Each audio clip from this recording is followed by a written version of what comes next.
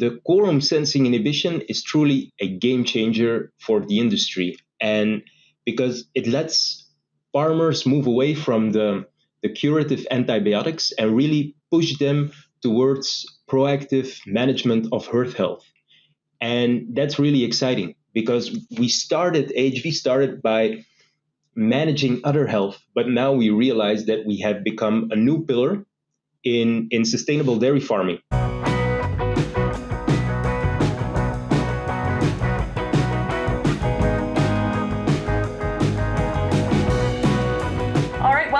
To this episode of the Dairy Podcast Show. I am your host for today, Gail Carpenter, and I am joined by Geoff Ackaert. Pleasure to be here. So Geoff is joining us from AHV, Animal Health Vision. But many of you have probably heard of the company AHV. They have some pretty interesting products that we're going to be discussing today. But Geoff is the technical director and the global head of ruminants at Animal Health Vision. He was educated as a veterinarian, worked as a bovine health management intern on herd health management. Really interesting background in economics as well. So did some post-grad work in economics and business management, has an executive MBA. He worked for Save Santé Animal with some, it's a French animal health company that has a couple products that he worked with the preparation and launch. He worked for VMD Innovet as the global product manager and is now with Animal Health Vision. Has been on a couple different manuscripts. Helped write a few papers and as well as some patent applications. So a pretty deep experience, a wealth of experience, and pretty diverse experience, right? So excited to jump in and talk today. I guess I'm curious as we get started, who is AHV? They kind of hopped on to the market a few years ago, and we started hearing more about them. You obviously thought they were a company that you wanted to work for as well. So give me a little bit of background about this company. Thank you for the nice introduction. And well, to summarize it in one big sentence, at AHV, we are really driven to increase lifetime production. And we avail this through science that works on farm. And today is about dairy farm or dairy cows for the podcast show. But we actually have, our foundation is quorum sensing inhibition, and we can use it on all different animal types. So we are also growing in poultry, swine, fish, shrimps, you name it.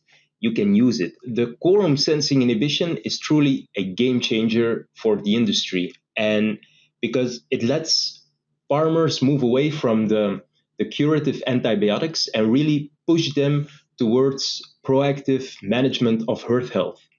And that's really exciting because AHV started by managing udder health, but now we realize that we have become a new pillar in sustainable dairy farming. And we are pioneering that. AHV is demonstrating how to do so. And yeah, that is why when I looked into the company and saw what they did, happy to put my efforts, my time, my resources for AHV. Yeah, we were chatting a little bit beforehand, and I can tell that you're really excited about the company, but also what it does and some of the possibilities for quorum sensing. Modern bacteria create biofilms, and biofilm-related issues are at the core of most culling reasons on modern dairy farms. AHV provides the only program for biofilm management in cows and calves. How much of your herd's potential gets choked out by biofilm each year? To learn more, visit www.ahvint.com/QS. So tell me a little bit about quorum sensing. I learned about it a long time ago in microbiology, but what is it? How does it impact, what is quorum sensing and how can we turn it into a product, I guess is kind of the question I'm asking. Indeed. Well, quorum sensing is, to put it simply, a communication between bacteria. So one bacteria alone is never going to fight a cell or tissue or going to do anything because they simply can't. But if you put them all together, they can put their efforts in an assault, in an attack, in becoming more aggressive in an infection or an invasion of host tissue. But to do this, they need to know that they're with many and that the chances for success are great. And that's the communication. And the communication, if you want to put it simply, is like they're producing these little substances, and if the area is crowded enough, the quorum is reached, then they will change their energy system in attaching to tissue, like mammary gland tissue, in producing a protective layer known as the biofilm. You recently also had a very interesting podcast by Dr. Johanna Fink-Gremmels explaining that biofilm is everywhere, and this protection enables them to survive and thrive, actually, and antibiotics cannot reach this. But quorum sensing is even more than just biofilm. It's also producing invasive enzymes to damage host cell tissue to extract nutrients for their growth. It is enabling them to capture iron, which they also need for their multiplication. And what we are able to do with our solutions is we do quorum sensing inhibition, which means that we interrupt the communication with the bacteria, so they are less prone to attack, less able to attack, and more prone to the immune system. And what is really interesting is that although we work on the microbes, we're not antimicrobial. And this has been also proven by RTA laboratories, where they were able to demonstrate that, yes, we have an impact on bacteria, but we don't hamper the growth, and we do not introduce any antimicrobial resistance. And that is, for us, the big game changer, because that means that you can support the animal, you can limit the virulence of bacteria, and thus enabling the immune system of the animal to clear out any kind of infection. And when does infection arrive? Well, that's mostly during transition moments. And that is what we learned in the past 10 years is our solutions, they work, of course, to support an animal in time of sickness, but they even work better, more successful, if you put them just in periods of stress, being dry off, being at calving. And that's how we focus also our solutions and our programs on these two important transition moments. I think in the additive space or in the supplement space, there's a lot of people use the term foo-foo dust, right? Like there's this, there's magic potions out there, and everybody's got their magic potion to sell their product, right? And so is quorum sensing foo-foo dust, or is it just marketing? What's the difference between AHV using fancy words like quorum sensing and the next bolus pusher? Well, I would like to go on two things: the more fundamental science side and the practical application side. So from a fundamental science side, quorum sensing is not new. We didn't discover it. We just optimized it and formulated in a tablet in a bolus. You will find plant extracts, phytogenics, having a variety of beneficial health effects, and one of them is this impact on bacteria, this quorum sensing inhibition. So if you would look at green tea, for example, green tea will also be some kind of a quorum sensing inhibitor. Only what AHV has done is we found happy to say, allium derivative from an onion plant. So we know the natural component, we know the plant, you can do an extraction of it, then you have a crude extract. But even from that, we want a particular fraction of it because we know that has the highest impact on quorum sensing inhibition. And that's what we scale for, that's what we screen for, and that's what we put in our tablets. So that would be from a fundamental science part where we make the difference. And also, yes, we are a specialty feed additive company, but what also sets us apart is that we are science based and microbiome oriented, which means that we also have in-house 3 labs, a microbial lab, a cellular lab, and an analytical lab, which means that we are really leaning into what pharmaceutical animal health companies are doing, because we need to have that standard. Now, why is it that people think, yeah, it's foo-foo dust? That is because you are a specialty feed additive and you are in a different kind of regulation, which means that you don't necessarily need to disclose all your ingredients on the label. And because we are so new and innovative, what AHV has done in the past was we prefer to keep it a little bit a secret. Now we are growing, and now we also see that we really want the validation of other animal health advisors, academics, and that's why we are open to disclose it. And at the end of the day, we have 2 patents, at this moment we actually have 4 patents, also with the dry off product, on this quorum sensing inhibition molecule. And really that sets us apart. Bringing it back to the farm, what we are able to do is to demonstrate the impact of our products based on all the data that is available.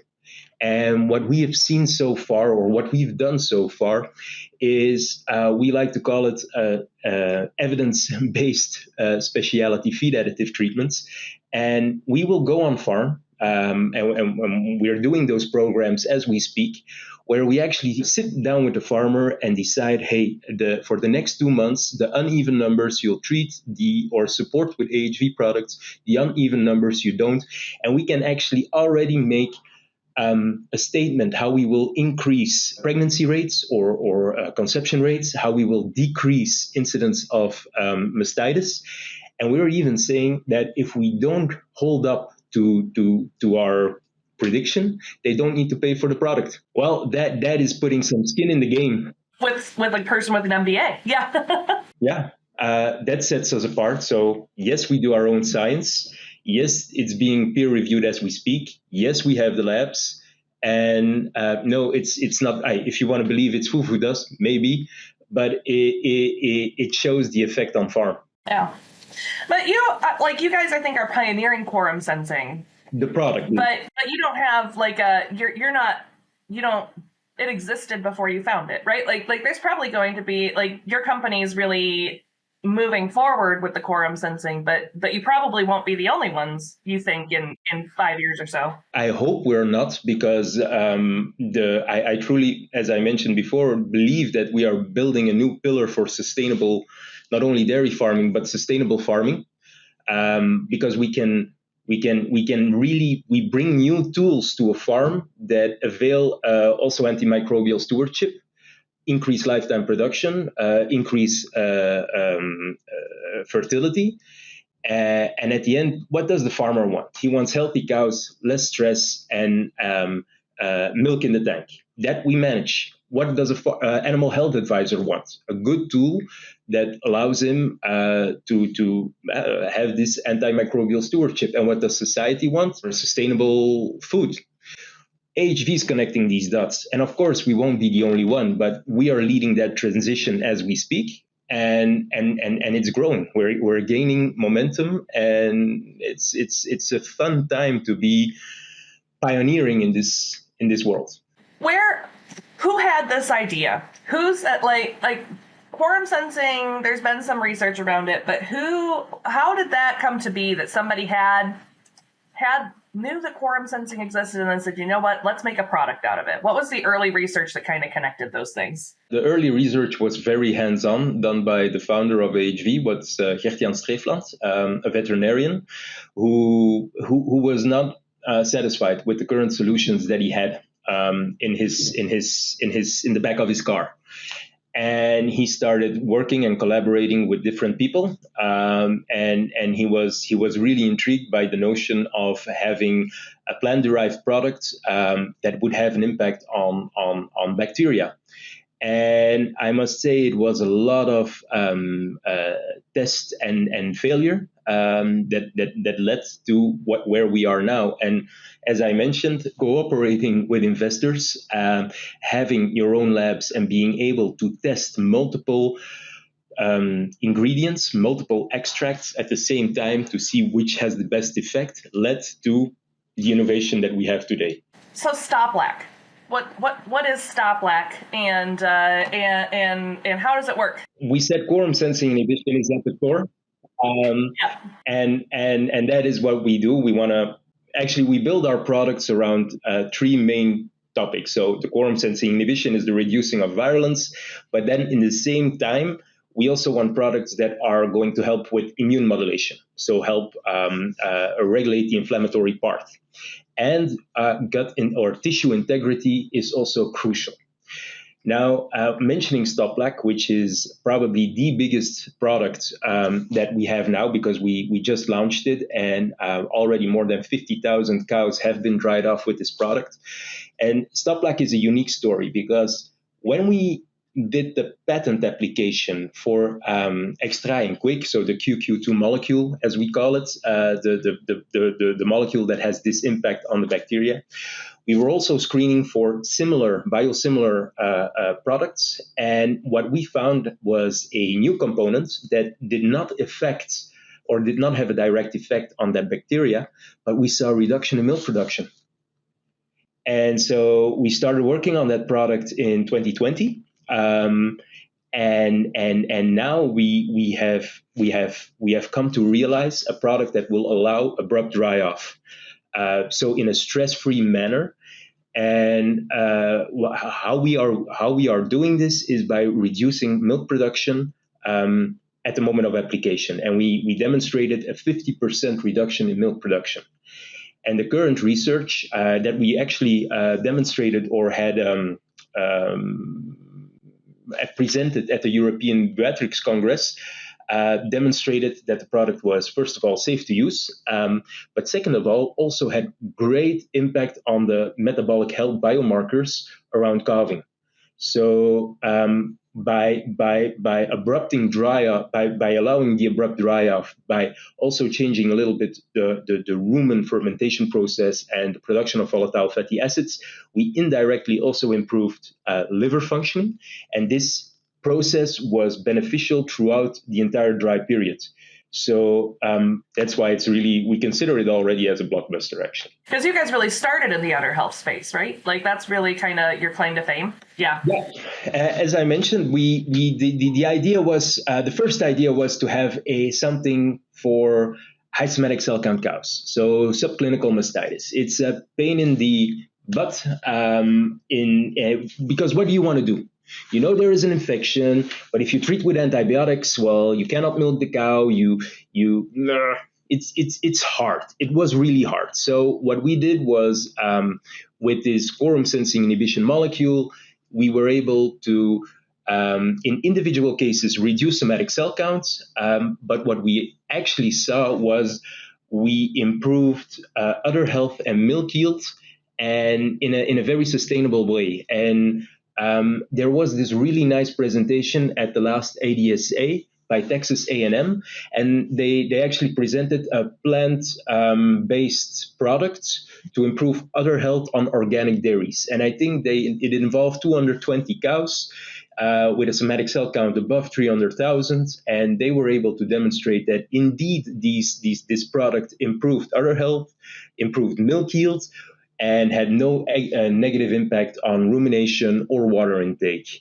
And again, this is a little bit the reactive approach, and of course, our products are used that way. We are also currently conducting probably the biggest research trial on supporting clinical mastitis cases with our products, and we want to demonstrate that there is actually no difference with the classic approach. On the contrary, that there are major gains to be made, and this is actually also something that was summarized last year in a Dairy Global article, where we managed to gather the data of 65,000 cows in the Netherlands, and we were able to group them AHV supported, non-AHV supported, and what came out of that research was that we were able to increase lifetime production with 0.7 lactations, and we reduced the involuntary culling rates with I was going to say 5.3%, 3.5%. In any way, you really see that cows that are supported, they don't get culled, which is for us the game changer. Yeah, that really ties back to that whole idea of lifetime milk, right? And I think that's really an important aspect of there's debate on productive life, at least over here in the US. There's debate on productive life, and do you want like really long productive life or to get younger heifers into the herd faster, right? And I think no matter where you fall on that discussion, you want your culls to be voluntary, right? Like you don't want cows to be leaving because they're forced to leave. You want cows to be leaving because they're, low production or whatever else it is. You want to be able to choose when a cow should be leaving the herd.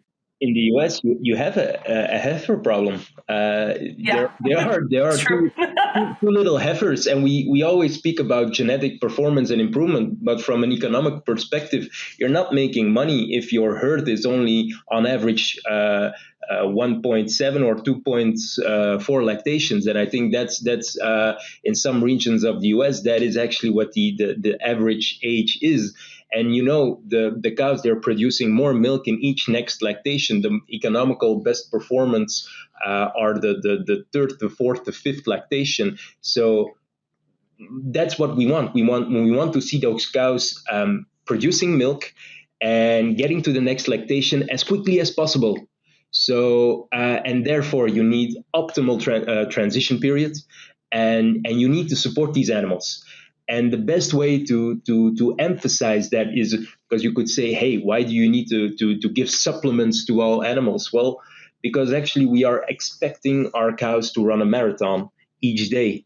And doing so, what you need are adaptogens, not to produce more milk at the moment itself, but when you're not producing milk, when you're resting, you need to recover as quickly as possible. And I always see the dairy cow as a Formula One car, I make that reference. So yes, it are these minor adjustments that can make the difference, especially in the dairy industry that we are in. And I think it's amazing that we really can make this sustainable difference with AHV technology. Dr. Ackaert, it's been great talking to you. Unfortunately, we are kind of coming to the end of the episode. But before we move on to the 3 questions that we ask all of our guests, first of all, is there anything that we forgot to talk about that you'd like to mention? And second of all, if people want to find out more information, where can they go? Contact us directly. And my colleague, Andre Rigo, he's the head of technical services, the global head, and he will be more than happy to discuss further with any of the listeners. We invest a great deal now in external and peer-reviewed publications. So happy to meet you at the Bioethics conferences, ADSA, NMC, Dairy Business, the Milk Conference, Reno. We are there and very open to discuss. It's time for our famous 3. All right. Well, with that, we'll go ahead and ask the 3 questions that all of our guests get. The first one is, what is your favorite dairy-related book or resource? During this discussion, I'm a really big fan of Transition Cow Management by Overton and Waldron, but I'm also a big fan of Alex Bach. We recently also did a podcast with him on his dry period optimization. So I would use those 2 references, especially because the resources, they blend science with a very practical on-farm level application, and that resonates very well with what we try to do. So AHV is working with own health advisors, but also we also partner with external health advisors, and that's what we want to do. We want to bring science and very practical, data-driven approach to the farm. Did you know? I love that you say Alex, because he and I are academic siblings. I don't know if you knew that. He studied under Marshall Stern for his PhD, and I studied under him for my master's. So when Marshall was still going to conferences, he always used to bring all of his alumni together, and we'd eat Chinese food. And so, yeah, that's where I first got to know Alex. I have two mentors. So Neil Hostes, of course, because he was my promoter, and Alex Bach. When I hear him speak, I really think like, oh my God, he's a rock star, especially because he combines his veterinary knowledge and physiology so well with the nutrition part. And I think nutrition is so important, but it's so difficult. And yeah, I know that's also your cup of tea. And I admire that. I admire that because nutrition is like the basis of dairy farming. Even if I'm in the specialty food supplements, but I always say if your water quality or water hygiene is not good and your feed is not great, you can push as much tablets in. You won't make a difference. But yeah. The way he explains it, I mean, wow. So non-dairy related, what's your favorite non-dairy related book or resource? Probably The Infinite Game. It's from Simon Sinek, and I listen more than I read books, so I'm a very big podcast fan. But it learned me a lot. In the beginning, I was very, I didn't have any patience, and I wanted to see the results immediately. But what I realize now is play the long game. And also with what we are doing, yes, we are making a big difference, but it will take time before this change of mindset will become the standard. And I truly believe we're able to manage that. But in our leadership and in our management at AHV, I think that's what we avail the long run. Like something I should listen to too. I also maybe lack patience sometimes. I want to see a quick result. So sounds like a recommendation that I could probably take to heart myself. All right, and then the last thing we ask is, what do you think sets successful dairy professionals apart from those that are not successful? A critical, open mind. I think there is in our line of work, we invest so much and we learn so much. New improvements happen every day, not only on product side but also on management side. And when we are discussing with farmers, you hear often, well, I've been doing it like this for 20 years. Why change? Well, for me, that's almost incomprehensible. And when I see a farmer who wants to challenge us and who is able to measure, or who wants to measure and can combine that with atomic habits, that's for me really the best farms are the farms where everything is scheduled and a habit. If you combine the data, we change something, we measure, and we see the impact together with those habits, how to make it a routine, well, that makes all the difference. I think that's a great note to end on. So thank you, everyone, for joining us on this episode of the Dairy Podcast Show. Thank you, Geoff, Dr. Ackaert, for joining us today. It's been some great discussion, and yeah, I've enjoyed getting to know a little bit more about quorum sensing. Perfect.